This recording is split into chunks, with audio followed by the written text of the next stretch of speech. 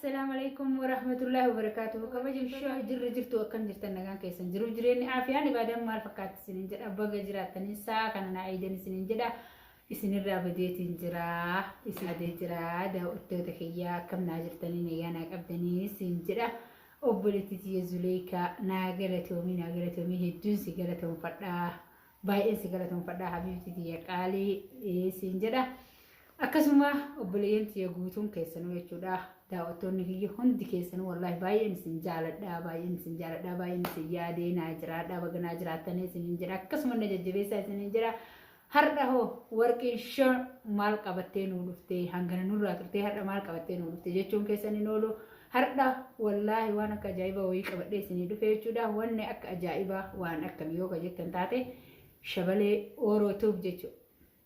Akkuma isinillee beektan akkuma anillee beeku shabaleen oorootuuf na wajjin dhaabataa ture na wajjin cinqamaa ture na wajjin rakkataa ture jechuudha sababa sana jecha anis hedduun kabajaa hedduu godhaa fi kabajaa godhuuf san shabalee oorootuuf wallaaleetiin jira kabajaa san narraa ilmoon namaa tunkaa utubaan haga dhiiban qaba haga dhiisan qaba jedhanii na dhiisutti hin jiru kanaaf jecha shabalee oorootuuf kana halliin isaa maali?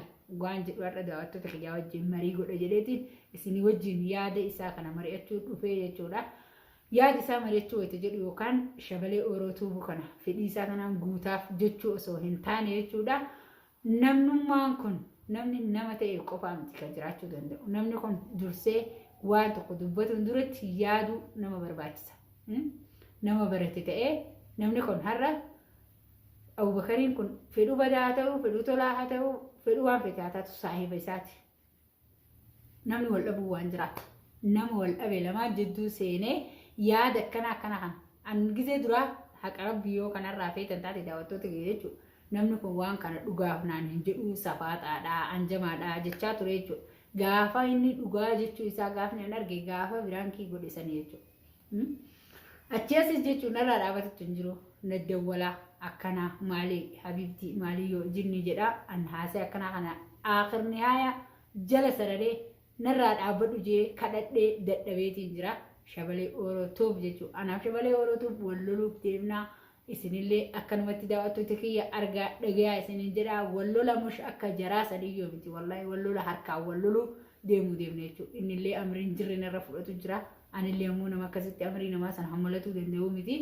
Himee fiitiin jiraan fedhu jaalsi kiyya na haa hiikuu fedhu na haa dhiisuu fedhu waan feete haa taatu waan kanaaf jecha shabaleen irraa dhaabadhu jedhee kabajaanillee kadhadhee jira viidiyoolee gadhiisee fi jira dhaabadhu narraa ulfinni kiyyaaf kee obbolummaan bareennaa atiin kun abbaa ilmaaniiti jaartii qabdaa ani maraattuu bitiite gisee hunda jaarsuma namaatti heeruma walii gaddi dhaabadhuuf tamam yaada akkanaa kana narraa gabaabsadhu jedhee dadhabee jira hirmijjaa humnaan olii narratti fudhateetiin jira sagalee isa waraabee qaba jechuun sagalee isaa sanillee kanuma waliin dhageenyu taa'ee isiniin jedha daawwattoota kiyya mee sagalee isaa san isin dhageessisaa kijiba kiyya yoo sa'aadhaan inni kijibtii kanaan jette taate waan inni haasa'u jechuudha irra cufadha telefoon irra cufadha akka telefoon isaa bilook birraa godhe jechuudha tamam narraa cufatu didee amma akka an telefoona baniin narratti dawwalee waan argee haasa'u jira kanaaf isinillee mee daawwattoota kiyya yaadni keessan maal?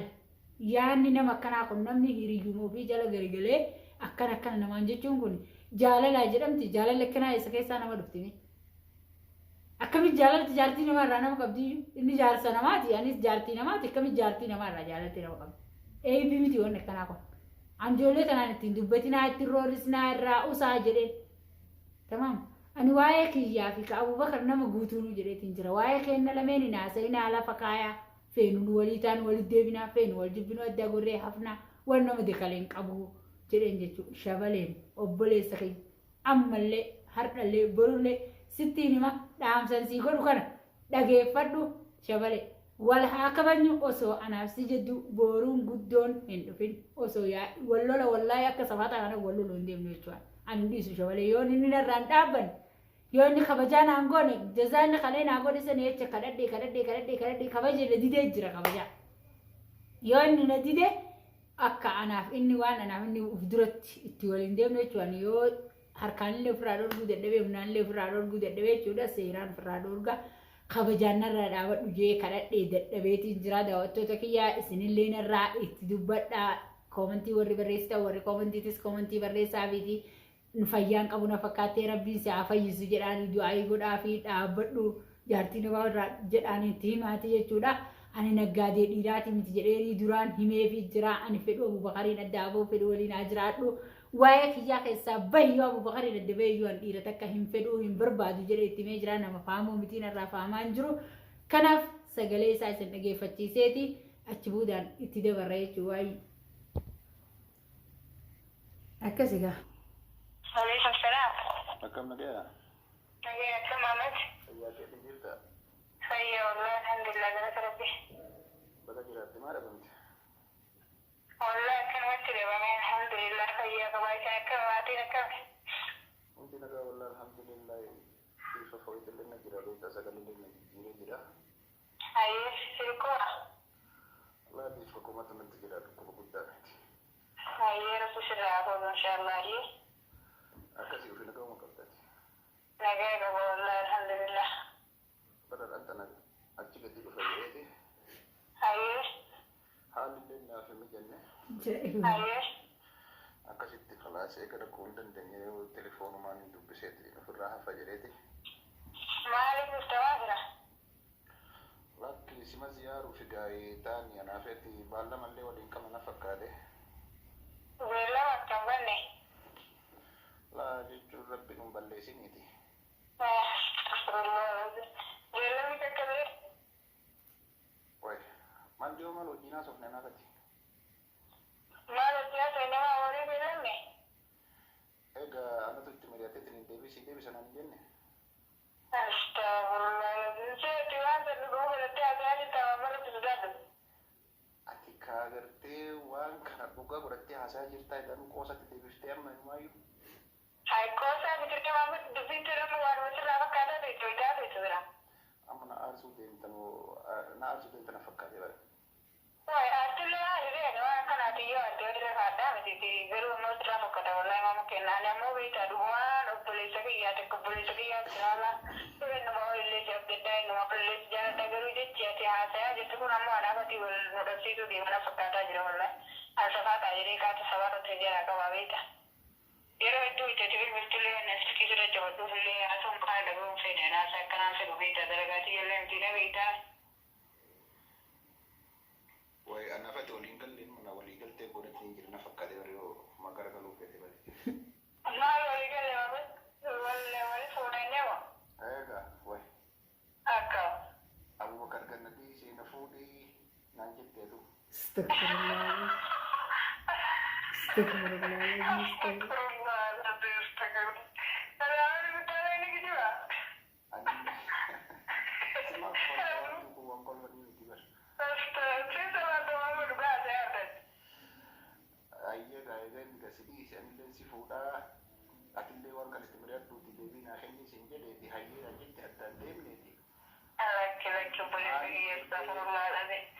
Ada orang kalau dia nak kau itu tadi dia pergi tenan jadi astagfirullah jadi dia sini walinya tu dia ada kalau tu mereka orang rimbo dan ada ada akhirnya sini jadi apa nama apa karena berkata gini terkait video tu kau harus awal ada ke sini tu kalau apa nama apa yo kira apa ada ini Laa jechuun kiyya.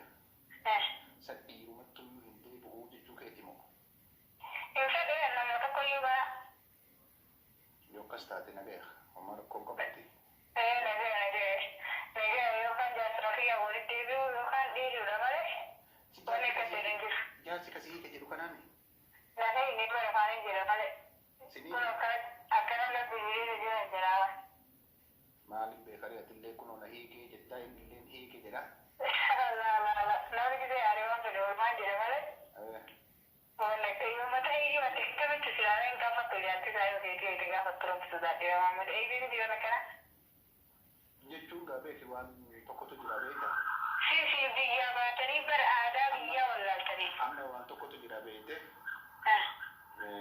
Yoo akkanatti agartee amma inni kun maallaqa asirraa nyaatee si aarsee ati agartee aarteetiin mungkin yookaan Tigiree yookaan agartee Amaara yookaan Bangaalii fa'aatti jedhamtu kataatu taate Astaghfirullah al-azim astaghfirullah ta'e durummaan hirmii isa dura gataa'e kan amata kana guutuu walumaan magaalaa sana jirra. Amaara ilmaatu amaara baggaari Tigreeruma saniif na rakkatteetti Tigreeru Maamadi wallahi na aartu itti dhaatama uffata naa ta'e. Akka irratti wadda yaafeen harkaa kennit leewani. Kala silaafu ati telefoonaan beekta namni waa hedduu waliin galu. Waliin galu kana kanaafatti wal lafuuf deemna wallahi kana namoota waan kanatti haasa'e waa'ee kanarraa maamee.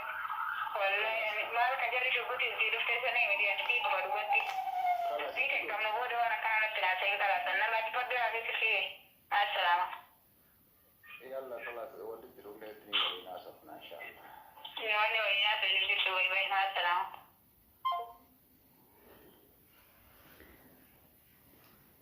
Akkana kunoo kabajamtootaa fi daawwattoota kiyya yaadni isaa kunoo yaadni Mahammad akkuma agartan kana yookiin akkuma dhageettan kana jechuudha. Ani yaadni kun har'allee borullee si milkaa'u obboleessa kiyya Mahammad yoo obboleessa kiyya taate qaaliidhaati nama gaariidha. Hedduu si kabajaa hedduu si jaaladha. Ani akka ani sitti mufadhu yookiin akka ani sitti aaru hin dalagini kabajaan.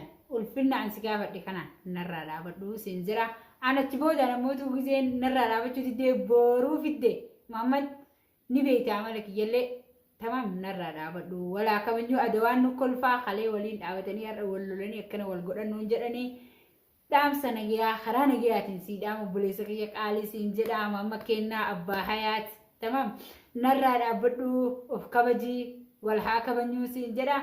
Kabajaa ani si qabu tana na harkaa hin booressini kabajaa ani si qabu tana na harkaa hin balleessini siin jedha Mahammad har'allee borullee wallahi alazim yaadni keessa siin milkaa'u yaada akkanaa kan of keessaa massahii akkuma gaafa duraa jettisan an sa'aadan obboleettitiyyaa akka obboleessaatti wajjin dhaabbadhaa waan isin rakkatteen bira dhaabbada ka'ee ejjettisan karaa santu anaaf si waliin oofuu dandeenya malee karaan xariin emmati yaaddee deemaa jirtu kun waliin oofuu hin danda'u. An abadan abidina si himeetiin jira hin barbaadu an dhiira takkallee hin barbaadu siin jedhee jira.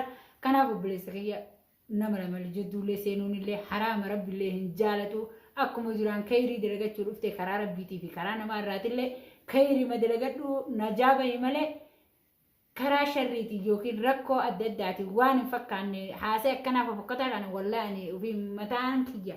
Sirraana fudhatu dhibbatti yaa nama afaan mutaate Mahammad kenna dhibbatti ima hin yaadinii hin kajeelinii siin jedha murii gatii waan akkasii of keessaa massahii siin jedha obboleessa kiyya qaali tamaam. Kanaaf jechuudha ani isin lameen illee wal dhabsiisuun barbaadu obboleessa kiyya akka ati dhiiraa innis dhiiraa homa feetillee yoo taate haga fedhillee yoo na jibbee haga fedhillee yoo na arrabsee haga fedhillee waan feete taate. Maqaa isaatti narra jira nikaa isaa narra jira obboleessa rabbii inni hiike ajechaa oolulleedha. Seera sari'aa islaamaatitti olumaa'ii gurguddoo nama kitaaba rabbii beeku itti gaafadhu jechuudha. Hiikaan akkanaa hiikaan taatu jechuudha. Hiikaan ta dhugaan onni irraa nama dhufteetu hiikaa tayaa jechuudha. Ani jaartii namaati har'allee burullee nikaa namaa narra jira. Haasa'e akkanaa xiqqeeffadhu siin jedha Mahammad kenna sirraa fokkatti ati nama guddaadha nama kabajaa qabu nama ulfinna qabu an har'a. Afaan bareedaa kan sitti haasa'ee boru ammoo ni beekta kaan amala kiyya ni beekta Mahammad tamam yoo akkanatti akkan si kabaju kana narraa dhaabatte asirra na jirta mataa kiyya gubbaa yoo kabajaa kana narraa dhaabachuu diddee ammoo of xiqqeessitee waan narra laaltu hin qabdu buleettiin tiyya kalii ani lubbuu tiyya dhabeef akkamitti waan akkana narra dalajii akkamitti akkana nagooti jechuun kee booda seenaan sirraan hafu waan ammuma kabajaan. Si gaafadhu obboleessa kiyya seen lameen ilmaan arsee lameen ani intala dhiigaa nan godhina lafa na kaaya ani intala dhiigaati miti ani intala kabajaa qabdu intala abbaa beekan ta ardaa beekan habiibii intala gaduma baatee kaan jalaa baatee kaan itti heerumtullee miti akka ati baantu san intala amaarattillee heerumtu miti intala bangaalittillee astaqfirullah alazim bangaalee ati baantu takkaattillee argeellee dhageellee hin beeku jechuudha. Kanaaf obboleessa kiyya waan akkasiisan sadarkaa akkasiisaniinillee na yaadinaa.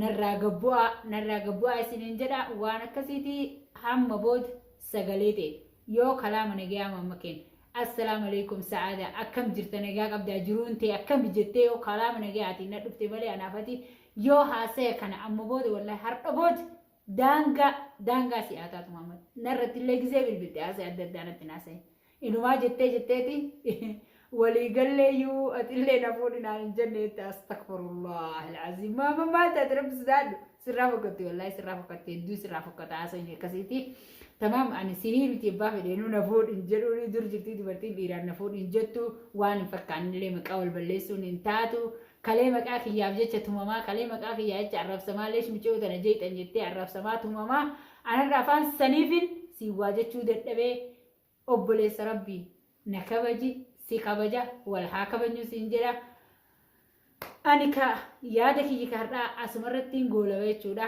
kabajamtootaa fi daawwattoota kiyyaa waan na dhageeffattaniif haga dhuma sagantaa kiyyaa waan na hojii turtaniif naa galatoomaa naa ulfaadhaa naa kabajamaa isiniin jedha ammas yaada kiyya kanarratti yaada isin naa kennitan isin eeggadha isiniin jedha namicha kanaan rabbi sodaadhu dhaabbadhu irraa jedhaanii an afaan isaa waa jechuu hin dadhabee wallaahi hedduun irratti miidhamee namarraa fokkatti jechuudha yoo inni dhaabbachuu dide ammoo wanni natti aartanii jirtu itti cabsuudha asirratti dhaamsa kiyya siin jedhama amma kenna assalaamu alaykum wa rahmatullaahi wa barakaatuhu kabajamtootaa fi daawwattoota kiyya nagee annaa tura aga viidiyoo biraa viidiyoo babbareedaa viidiyoo isin gammachiisu viidiyoo itti bohaartan isinii gadhiisutti jechuudha kaarraa asumarratti xumuraa bilbila mammannaa bilbileetu har'a yaada kannaaf dee isinii waraabee jechuudha mamma kanarraa itti himaa isiniin jedha obboleeyyan kiyyaa ani wallaahi fuula isaa durallee dhaabbachuu hedduun dadhabeen irraa qaanfadhuleedha ammas nama guddaadha qaanyiidha eebileedha ofirraa itti himaa isiniin jechuu barbaada assalaamu alaykum wa rahmatullaahi wa barakaatuhu